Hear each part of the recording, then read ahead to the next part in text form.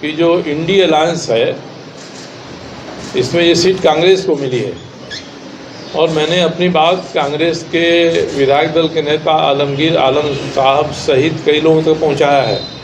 ये सीट आपके कोटे में है, आप हर बार उम्मीदवार खड़ा करते हैं, हर बार उम्मीदवार आपका हारता है, इस बार भी खड़ा करेंगे, हारेगा। आप समर्थन दीजिए। मेरे जैसा कोई व्यक्ति हो या मैं हूँ, आपके यहाँ कोई ऐसा व्यक्ति है तो हम लोग इस सीट को जिता लेंगे। लोकसभा का चुनाव शांतिपूर्ण नहीं हो सकता है। एक तो जो उम्मीदवार है उसकी धमकी अलग, उसके सहयोगी प्रिंस खान की धमकी अलग। वहाँ विरोध हो रहा है तो उस विरोध का जवाब दुबई में बैठकर प्रिंस खान दे रहे हैं। प्रिंस खान का मुझसे नाराज़ होना स्वाभाविक है, क्योंकि जब प्रिंस खान का उत्पाद धनबाद में साल भर पहले इतना अधिक बढ़ गया कि हर व्यवसायी के पास उनका व्हाट्सएप कॉल या फेस टाइम कॉल आता था और रंगदारी मांगते थे, और जो नहीं देता था उस पर गोली चल जाती थी। ऐसे गोली चलने वालों के घर भी मैं गया था। कृष्णा अग्रवाल इसके खिलाफ में अनशन पर बैठे थे। भारतीय जनता पार्टी का कोई एक नेता, सांसद, विधायक, पदाधिकारी उनके यहाँ गया नहीं। मैं 2 दिन के बाद गया, मुख्य सचिव से बात कराया और तय हुआ कि ये सरकार केंद्र की सरकार को लिखेगी कि आप प्रिंस खान जो दुबई भाग गया है टूरिस्ट वीसा लेकर यहाँ से, उसका प्रत्यावर्तन कराइए। और मैंने वो कागज़ आपको दे दिया है। मेरे ध्यानाकर्षण का जवाब जो सरकार ने दिया है वह कागज़ मैंने आपको सॉफ्ट कॉपी में भेज दिया है, जिसमें यहाँ की सरकार ने, झारखंड की सरकार ने भारत के सरकार के गृह मंत्रालय को लिखा है। ये कहा है कि इसको वापस बुलाइए, इसका पासपोर्ट कैंसिल कराइए। 6 महीना हो गया। भारत सरकार ने क्या कार्रवाई किया है, जरा भाजपा के नेताओं को गृह मंत्री से पूछना चाहिए। और नहीं किया है तो क्या प्रिंस खान का उपयोग इस लोकसभा चुनाव में करने की इच्छा है भाजपा के स्थानीय नेताओं के यहाँ पर, इसलिए प्रिंस खान बढ़ चढ़ कर बोल रहे हैं। तो प्रिंस खान ने जो कल चुनौती दी है, मैं धमकी नहीं मानता हूँ, चुनौती मानता हूँ, उसको मैं स्वीकार कर रहा हूँ। और मैं भी अब जी जान से इसमें लग जाऊँगा कि हाथ में हथकड़ी और कमर में रस्सा लगाकर भारत की सरकार प्रिंस खान को दुबई से बुलाए और इसके जितने गुर्गों पर कार्रवाई इन्होंने अभी तक किया है, उसके बाद जो बचे हुए हैं सभी गुर्गों पर कार्रवाई करें। मैं चुनाव आयोग से भी बात करूंगा, नहीं तो धनबाद में लोकसभा का चुनाव शांतिपूर्ण नहीं हो सकता है। एक तो जो उम्मीदवार है उसकी धमकी अलग, उसके सहयोगी प्रिंस खान की धमकी अलग, और प्रिंस खान के साथ इनकी जेल में रहने के दौरान की दोस्ती है। उस पहले 2004 में एक जिंक कंपनी का स्क्रैप उठाने के मामले में प्रिंस खान के गुर्गों के साथ इनके छोटे भाई पर भी मुकदमा हुआ। तो इनकी दोस्ती, इनकी मित्रता, इनका साथ प्रिंस खान से पुराना है। जेल का भी है, जेल के बाहर का है, 6-7 साल का है। तो 2 धमकी देने वाले चुनाव में रहेंगे तो चुनाव कैसे निष्पक्ष हो, ये सोचना पड़ेगा चुनाव आयोग को। और भारत की सरकार चुनाव के बीच में ही दुबई से प्रत्यार्पण की संधि है भारत की सरकार की, वो संधि के आधार पर उसको मंगवाए, बुलवाए।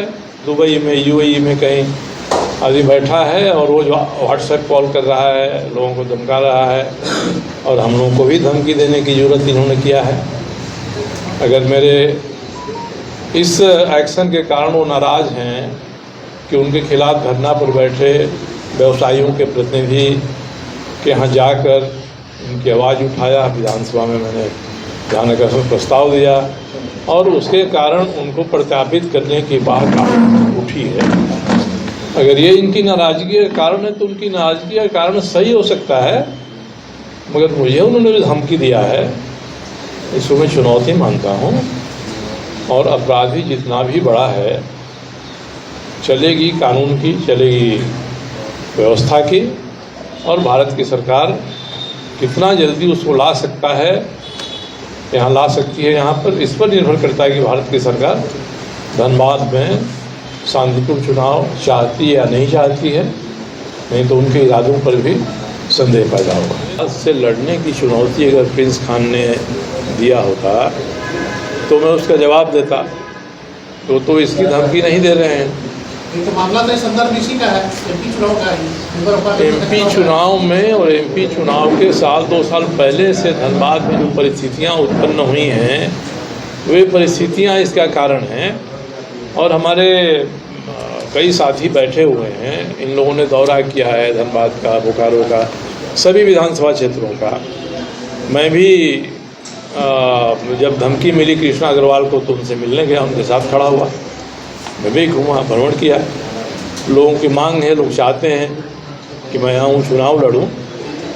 मैंने इनसे ही कहा, इसका लोग मजाक उड़ा रहे हैं। भाजपा के लोगों ने कल अपनी मीटिंग में मजाक उड़ाया, क्योंकि मैंने कहा था भैया मेरे पास पैसा नहीं है, इतना धन नहीं है कि मैं चुनाव में कूद जाऊं। आप धन की व्यवस्था करा दें, तन मन धन के साथ मुझे पुकारें, आप पुकारेंगे, मैं पीछे नहीं हटूंगा, ये मैंने कहा है उनको। और मैं चाहता हूं कि जो इंडी अलायंस है इसमें ये सीट कांग्रेस को मिली है, और मैंने अपनी बात कांग्रेस के विधायक दल के नेता आलमगीर आलम साहब सहित कई लोगों तक पहुंचाया है। ये सीट आपके कोटे में है, आप हर बार उम्मीदवार खड़ा करते हैं, हर बार उम्मीदवार आपका हारता है, इस बार भी खड़ा करेंगे, हारेगा। आप समर्थन दीजिए। मेरे जैसा कोई व्यक्ति हो या मैं हूँ, आपके यहाँ कोई ऐसा व्यक्ति है, तो हम लोग इस सीट को जिता लेंगे। तो इसलिए मैं वहाँ न ना में हूँ न हाँ में हूँ। और हमारे साथी बैठे हैं और वहाँ भी एक टीम बनी है। ये लोगों से मिल रहे हैं, बात कर रहे हैं, संसाधन के बारे लोग आश्वस्त कर देंगे, मुझे कोई एतराज़ नहीं है। और दूसरा कि मुझे क्या कांग्रेस मैं नहीं शामिल होऊंगा। हमारे मित्रों ने एक पार्टी बनाई है, बहुत जाना होगा तो उसी पार्टी के साथ जाएंगे। सर इसी में सर मिथिलेश ठाकुर जी जो कि एक पार्टी के पदाधिकारी कहना है तो इसके बारे में उनसे बात करूंगा।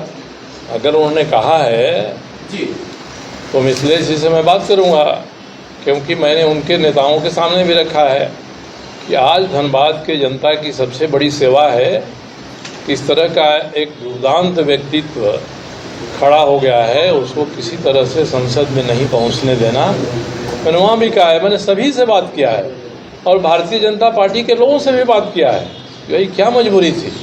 और बाबूलाल जी कहते हैं कि सब हेमंत ने कराया है, तो हेमंत सोरेन तो 2005 में, 2006 में, 2009 में, 2012 में मुख्यमंत्री नहीं थे।